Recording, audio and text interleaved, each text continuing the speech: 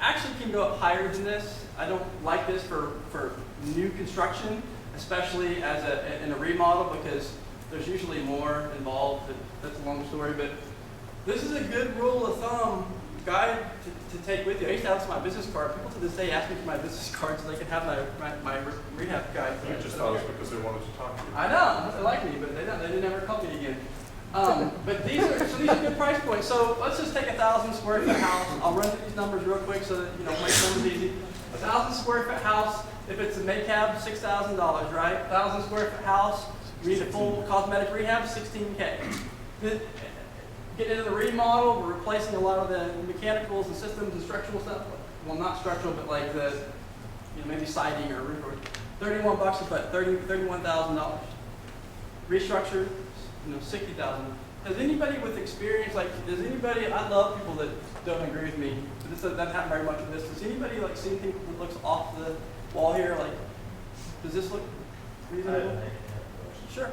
The numbers you're running here, does that include a well-run rehab or restructure holding costs? Because you're going to have material costs, you're going to have labor costs, you have cleanup costs, you've got the inspection costs, all this stuff. Do you even take into account the holding costs when you get into the remodel restructure? No, this is just for repair costs. And actually, you started going somewhere else that I think is important to mention. The type of people that you use influences these numbers quite a bit. So, Rob knows guys because he has, I call it the 2 V's. He's got vision and volume. He has a vision that most people don't have of the contractor landscape because he works with lots of real estate investors. So he sees all the trades. So all you guys that borrow money from Rob, he gets to cherry pick your trade because he knows who all those people are. So, and he's got volume. He has lots of you guys coming through. So he has trades that are abnormally cheap. So his numbers are less than this because he has a different trade base. And then if you call the guy out of the phone book, guaranteed he's not going to hit these prices either because those guys are the retail style contractors. Most contractors don't do rehabs.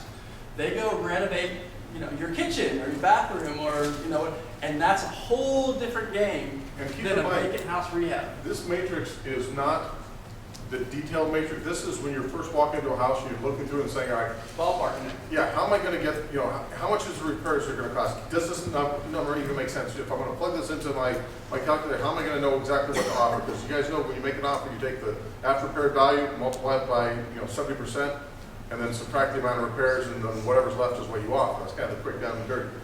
That's where you're going to get the cost repairs. If you're not an expert in estimating and you're not a general contractor and you haven't done a lot of these